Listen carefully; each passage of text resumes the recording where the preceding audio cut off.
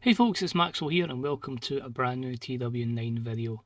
This one is actually going to cover quite a few topics, so I've decided we're going to cover the Wrestler of the Year awards, we're going to cover the AEW awards, we're going to cover the Power 500, and we'll just have Dynamite, Rampage and Collision on this episode, and then our next one will be Wrestle Dynasty.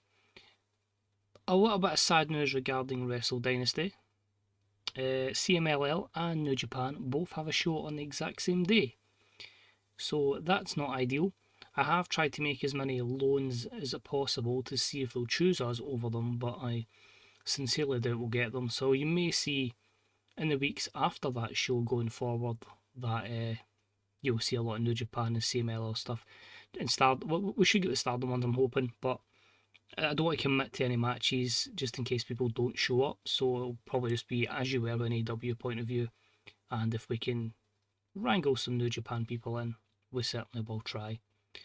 But I'll probably even look to reschedule it in future years, but I didn't know, I went and checked it there. It just probably means we'll probably get a lot of either ex-New Japan or some just Japanese wrestlers getting good matches back home. So we'll start off with the awards. It's safe to say the overness of the company has not helped us at this point, because we did not win much. So Wrestler of the Year went to Cody Rhodes. I'll fire through these quite quickly actually, because there is a lot to go through, and obviously we're going to be documenting a lot of stuff as well. So Cody Rhodes, Wrestler of the Year. It's not even going to let me drop down, is it? Oh, that's good. Tiffany Stratton won the Female Wrestler of the Year. Company of the Year went to WWE, who are now Titanic, so it's actually going to be a proper big battle against them. Male Tag Team of the Year went to AJ Styles and Omos. Female Tag Team of the Year went to Maki Ito and Mayu Yamashita. Match of the Year went to Flyer. Mascaro Dorado and Místico defeated El Hijo del Villano Free, Stuka Jr. and Hechicero. Crown Jewel won the Show of the Year. Male Young Wrestler went to Mascara Dorada. Female Young Wrestler went to Roxanne Perez. Veteran Wrestler went to CM Punk. Female Veteran Wrestler went to Princess. Is it Sujihit? I don't know how it's pronounced. Apologies. We did win the Male Independent Wrestler of the Year with Takeshita. The Female Independent Wrestler of the Year went to Chihiro Hashimoto. Male Manager went to Paul Heyman. Female Manager went to Fia Trinidad.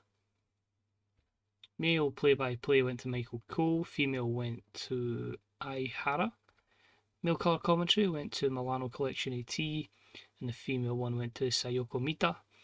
Male referee went to Edgar Noriga. And the female referee went to future AEW because she's about to sign. That deal's done. Our contract starts soon. Jessica Carr. So yeah, we did not do great. Some good news you've probably seen there. Whose House, back soon, and also Penelope Ford. A few injuries are back as well, so as I say, a lot of stuff. There'll be a few returnees on this special New Year's Day edition of Dynamite. As I say, I wouldn't even have any matches lined up apart from maybe our main event for it, because it's going to be 2x New Japan guys. Power 500, I'm only going to go over people that are contracted to AEW, and you can see because we haven't had a lot of massively amazing matches yet, because we're still getting people over. But yeah, we only had a few people in the top 100. Obviously, Hechicero, Místico, Kojima are all on loan, so don't really count. And then it's Takeshita at 50. So he's been our best so far. Will Ospreay, Rocky Romero, Takagi, Castagnoli, our champs at 69. Well, Takagi's not even us. Takahashi's on loan. Suji is in loan, I don't know how to pronounce that. Hangman, well, even though he's facing Mick Foley, is in the top 100. Roddy, and then it's Ricochet and Okada as well. Interestingly enough, I can't seem to find him. If I go to reset, is there no Bryan Danielson? Oh, he's maybe not enough matches. To be fair though, a lot of, well, I think that might be what it is. I think it might just not be enough matches to make the rankings. I really could probably just go to his name and it'll probably tell us.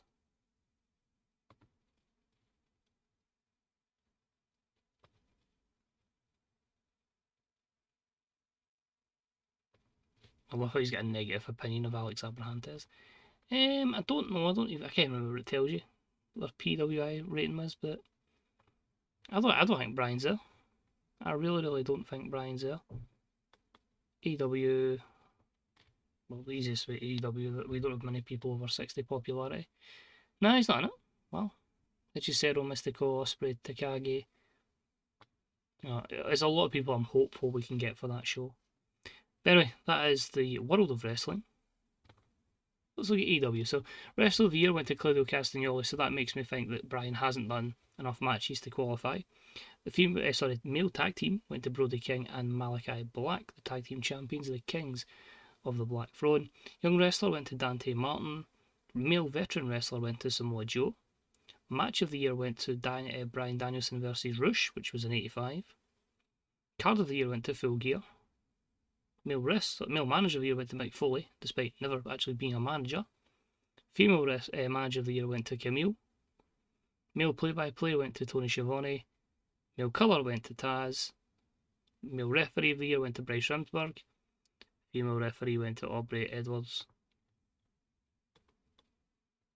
I must not have had any women's wrestler wrestle more than 10 times. That's mental. To be fair, it's probably true actually, because Mariah went a full month without having matches. She only had 6, so that's maybe why. But you'll definitely get people there next year.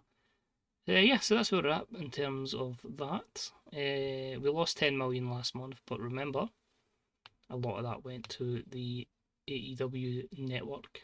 So we're still in a good position. And obviously big is, 77 in 5 regions, so we're still a good way away for that. So we'll be medium for the foreseeable. So that is a roundup of that. I believe we've got to light the fuse and do some Dynamite. Let's do it. So folks, we move on to the portion of Dynamite. It's a very strange week in AEW because I don't know who's going to be available for the pay-per-view, so I'm kind of hoping we can set up a few AEW matches here and then we'll improvise a lot on the day. A wee bit quieter than usual. It is like 4 AM in the morning, but Chris Jericho's about to wrestle on pay-per-view and I'm not really interested in that. I'd quite like to play TEW when that's happening. So, without further ado, it's time to light the fuse for some Dynamite. So we're in the Acesso Showwear Centre. I can't even remember where it is. And it is one of those shows where there's a lot happening. There's a few returns. It's a new year after all. But we start off with a Wild Brawl that had some good wrestling and a decent reaction from the crowd, as we had Hangman Adam Page defeat Dustin Rhodes in 7:42 with a buckshot lariat. Obviously he had that match against Mick Foley, the dangerous matchup, but he's absolutely fine. And he takes out another veteran in the form of Dustin here with a 65 wrestler match. Pretty good. Hangman an 81 and the segment a 70. So I feel like if you get Hangman a Wild Brawl match against a good opponent, you're always going to do well with Hangman. Our first return of the night. Whose house? Swerve's house. So Swerve just comes to the ring. In fact, I think this is as close I could get actually to Washington. Or I think it might be as close to Seattle as I could get. I don't think it is actually in Seattle. But Swerve's back basically. That says how it's done, him and Prince Nana. And it says he's been looking around to see who he can kind of have a little bit of a rivalry, who he can get underneath the skin of and get himself back into the world title picture. He has an idea, but he doesn't give any hints out so far. He says they're going to get attacked when they least suspect it. So I was actually struggling for an opponent for him, but I think I've figured out who, and that will come into play on the road to Grand Slam 47. Not great. Swerve benefiting from his hot catchphrase. Next up, so because of the Daniel Garcia situation, the title is vacant and the contract has been offered. No one else has offered one, so I expect him to re-sign, but it's given me an idea for a programme. So in the meantime, about had some good wrestling and a decent reaction from the crowd. Pac has defeated the former champion Sammy Guevara in 13:35 by pinfall with a Black Arrow. This was a Steal the Show match, and this one sees Pac of the BCC win the TNT Championship. So another title in the ranks of the BCC. This one had a 72 for the wrestling, 47 for the crowd, and a fantastic 75 overall. And the pretty good chemistry lifted the match as well. And then we have some actions backstage. Pac is going to the back and he's mocking everybody. And he decides to start mocking Lee Moriarty and just says, "You were one of the ones identified at the start to potentially join the BCC. You never did. Look at me, a champion, and look at you. Absolutely nothing." 44. Mercedes New Year celebration sees her take on La Catalina from CMLL. There's a lot of Stardom ones I've got in. I'm hoping they'll be available for the show, so we went with the CMLL match. And about that, had a decent reaction from the crowd in Subpar Wrestling. Mercedes Moné defeats La Catalina in 10:28 with the bank statement. Storyteller matchup, because obviously she's not the most over in the US and she was really off her game. But at the end of the day, it was a solid 52 segment and a win for Mercedes. We then had a good wrestling match and a decent reaction from the crowd as Will Ospreay defeated Powerhouse Hobbs in 11:38 with a hidden blade. Should have added Hobbs into that storyline, haven't. But obviously, you know the relation with that one. This one had a 72 for the wrestling, a 75 segments. We're getting a lot of very good matches here, and an 85 performance from Ospreay. This could have been even better, but the match suffered because of a lack of selling.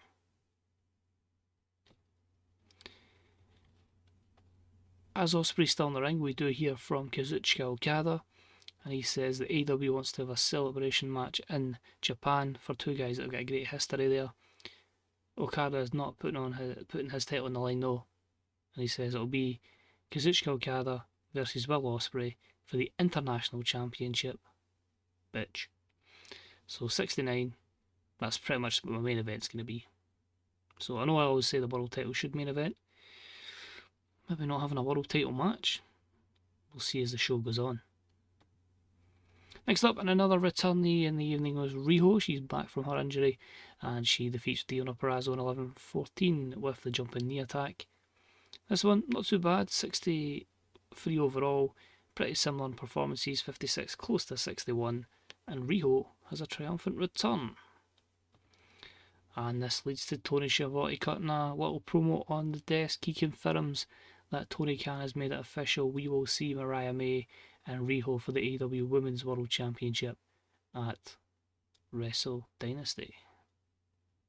I don't know if background player would be right if you were kind of hyping a segment, like announcing a match. I'm not really too sure, but if anybody's got a better idea, let me know, and I'll probably change it up in the future. And then, speaking of returns, obviously Mark Davis returned at the pay-per-view, and obviously Kyle Fletcher turned babyface alongside him. And it was about decent wrestling, but not much heat. And we saw Aussie Open defeat the Dark Orders, Reynolds and Silver, in 9:50 when Kyle Fletcher pinned John Silver with Coriolis. Overall, Aussie Open both with 68s and a 68 for the segment. Pretty solid stuff. We then had a little promo here just confirming the alliance of Kyle Fletcher and Mark Davis, and they say they will have the backs of Ricochet and Will Ospreay in their feud against the Hurt Syndicate. 38. And their main event for the evening had good wrestling and a decent reaction from the crowd, and it saw Darby Allin defeat Rush in 7:35 with a coffin drop. I was kind of hoping these two would do better. I gave them a lot of time, but on the day it is just a 69, and hopefully our main event segment can deliver. It is only a 64, but let's talk you through it. So the plan was to the start was going to see Claudio and Moxley attack Darby Allin and beat him down before we get the return of Eddie Kingston from his injury. So Eddie comes in and makes the save for Darby Allin, chases off Claudio and Mox. Obviously, he's always said that Claudio's a bit iffy, and we all know about his history with Mox. And then after it, as Darby's selling his injury, Eddie Kingston cuts a promo and says, "We're heading to Japan next week, Wrestle Dynasty. Not even going to take no for an answer. It's happening. Eddie Kingston, Darby Allin versus Claudio Castagnoli and John Moxley." So that was one way I can cover that, get a good main event matchup, well, co-main event. And 66 for the first one, and only a 60 for the promo with Eddie. But overall, some good stuff there. We increased our pop in free regions. Fans were disappointed, obviously didn't have any matches, but I'm still kind of wanting to get through this Wrestle Dynasty before we then kick on with proper storylines on the way to Grand Slam, and we increase their popularity in free regions. The 60 is not too bad, as I say. If you swap Ospreay to the main event, or if you swap Pac versus Sammy, but I felt like to do the Eddie Kingston return, he kind of needed to have that as main event. But overall, I'm happy with that one. You've got a couple of things set up for Wrestle Dynasty without just shoehorning stuff in, depending who's available. Any locker room incidents for Rampage? There's absolutely none. So I'll be back in a jiffy with Rampage and Collision. So folks, it's time to look over Rampage and Collision, and truthfully it's been one of the most weirdest collisions to book, because I don't know who's going to be available. When I was booking Collision, obviously we have everyone that we want on loan. There's a lot of people missing from that, so I'm assuming that obviously the shows are with take, they take president, they take they are more going to work for them, they're going to work for AEW basically. So, given it's New Year's Dash, and given CMLL have a show, I don't know if Stardom do it. Yeah, we might need to improvise this card as I do it. But at least we know we'll definitely get Will Ospreay versus Okada. So just to clarify that, some of them who haven't been used are here, like for example, Gabe Kidd isn't being used on that show, so we're free to use him today. But that might change and it might be booked in that New Year's Dash card, so then we might not get to use them tomorrow. So I'm intrigued to see what we've got available and how we can work with it. But before then, it's time to go over what happened on Rampage. I had Brian Cage defeat Serpentico. He then cut a promo, both were in the low to mid 30s. Marina Shafir defeated Queen Aminata, which was a 44. We had some words from Will Nightingale, which was a 56. Hook defeated Preston Vance in a 50. Machine Gun Carl Anderson defeated Brandon Cutler in a 37. We heard from the Guns, which was a 49, and they defeated Angelo Parker and Matt Menard in a 58 main event. I can also clarify and confirm, no fear, no worry, Daniel Garcia is re-signed, that's done, delivered. It's quite a lengthy contract as well. Was it 5 years or was it 3? 2029. It was, 5-year deal for 23,000 a month. So he's back, he's fine. He doesn't have his championship, but hey, we can play on that. But yeah, let's move on straight to Collision. Let's see what I did manage to book. So we're in the Ocean Centre for this one. We're going to make a quick flight to Japan after it. And here we had an opening contest action. Swerve Strickland in his first match back. He defeats Action Andretti in 10:23 with a Swerve Stomp. 64 for the wrestling, 43 for the crowd, 69 for the segment. A 78 for Swerve's in-ring performance is good. So good to get him kicked off. And again, Action Andretti paying for having an A in his name and being someone that's good to put people all over. We then hear a few words from Swerve Strickland alongside his manager Prince Nana. Again, not the best, only a 47, but it's just him saying again. Might turn up tomorrow in Japan, might have a match, might not. Depends who is available. But he's got his eyes on someone on the AEW roster, and he feels like he's going to make their life a living hell. Next up, we had a poor matchup here, a wee taster for the kind of people we're going to get. But we had Chris Statlander defeat Momo Kogo in 8:32 with a Big Bang Theory. It made it storytelling because Momo's stats in this aren't particularly great, but it was just a kind of taster of the kind of Joshies that we're going to have available to us. And a 48 match overall, and Chris Statlander with 55. Next up, again getting into in-ring shape, was Eddie Kingston. I felt like may as well give him something before we have the tag match. Obviously, Eddie Kingston and Darby Allin versus Claudio Castagnoli and Jon Moxley. And it was a decent wild brawl that saw Eddie Kingston defeat Jay Lethal in 9:10 with the back fist to the future. So 60 for this segment, 61 performance from Eddie Kingston. Yeah, simple, effective. Get some. I don't know if it says he's rusty in this. It might not be. just physical condition, but obviously that's more to do with the wear and tear on his body. And then I was hoping this was a bit higher, only a 63. Basically just Eddie saying, he's back, he's ready. He saw what Claudio's done, he saw what John Moxley's done. It doesn't sit right with him.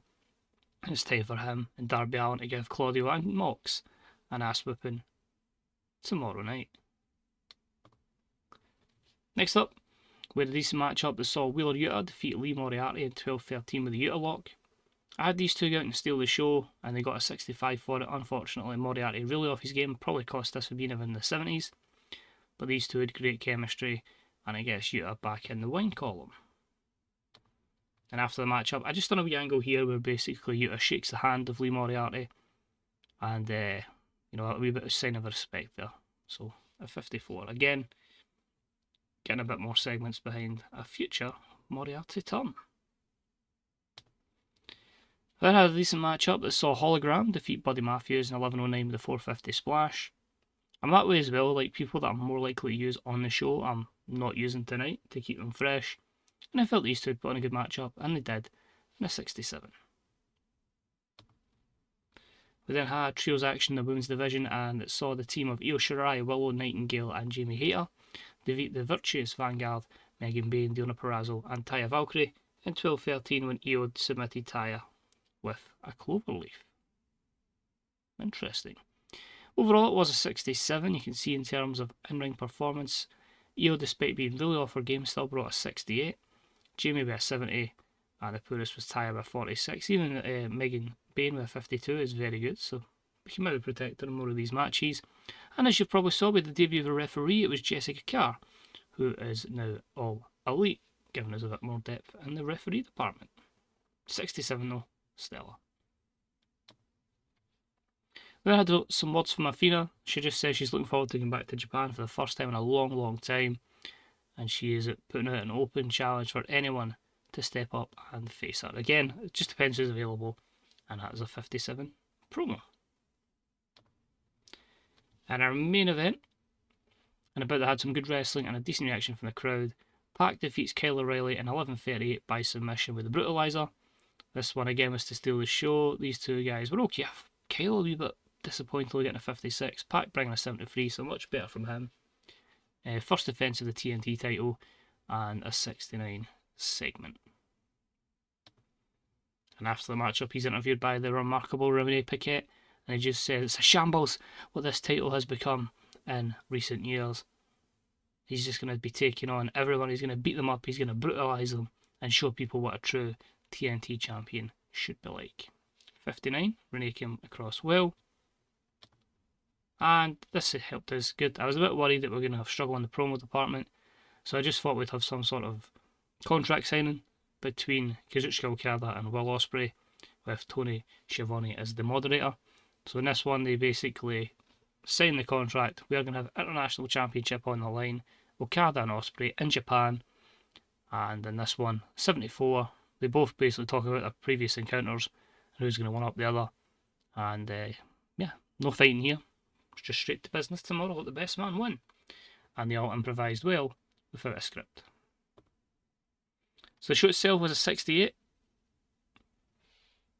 which is fine. As I say, there's a lot of big hitters missing. We didn't really further any storylines because we're trying to get through this next pay-per-view and then let the storylines commence. But overall, I'm pretty happy with that one. We gained pop in 3 regions. Financial report, 500k profit. Popularity recap, New South Wales, Queensland and Victoria in the Oceania region. Obviously nothing for our media scrum. We'll take a wee dash back to the main screen. We'll see if anything pops up. And I'm going to do something a little bit different actually. I'm going to progress to the show. So we'll book a wee bit on camera, or well, I say we'll book a wee bit on camera. We'll book where it's going to be, etc. And we'll see who we've got available. So we've got here Wrestle Kingdom 19, Zack Sabre Jr., CMLL, obviously with all their shows. Draw a lot of praise for that. If there's anything contract related for anyone. Oh, it's not that Jason Ventura. It's just the end of that loan. Machine Gun's done his tour. Chuck Taylor says that Willow Nightingale is charismatic. Will Ospreay is charismatic. It says it as well about Willow. The viewing figures was a 1.16, and Eddie Kingston is click building, and has been forging an alliance between Bryce Remsburg and Willow Nightingale. Interesting. I think the good thing about having Wrestle Dynasty tonight is, you're going to get a big gap to Grand Slam Australia, so I can start properly going again with storylines, although a lot of them are kind of integrating it in themselves. So,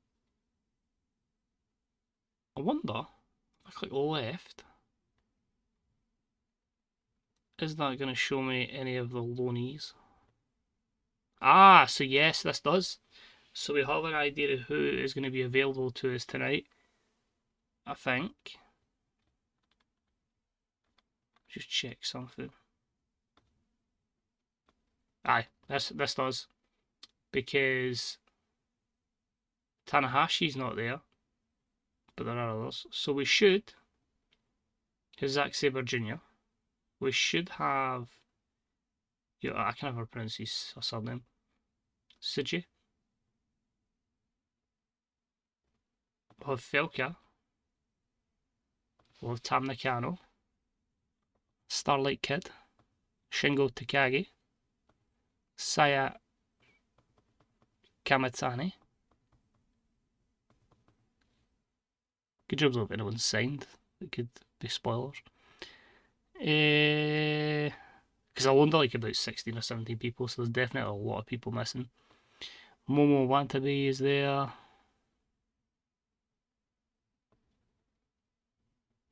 Who else have we got? Just gives you an idea, you're going to see Mayu.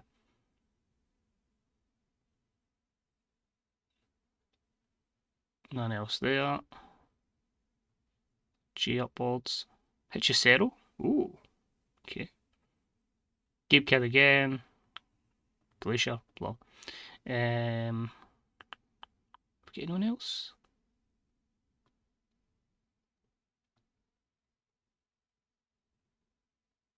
Azumi.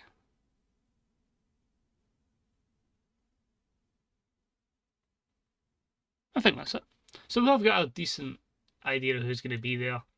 A lot missing, obviously, but it's just the nature of how it was scheduled. I can obviously look to their schedule in the future and see what it is for there. So, yeah. We'll see what we can put together. Thank you very much for watching. I hope you enjoyed it. If you'd like to give us a wee thumbs up. If you had any dream matches or dream cards you'd like to see at Wrestle Dynasty, let me know in the comments below. And remember to check out the Fantasy Bookers subreddit, Grey Dog Software Forums, TEWDB.com, and BeTheBooker.net. And until then, take it easy, and I'll see you for the next one, Wrestle Dynasty. Bye bye.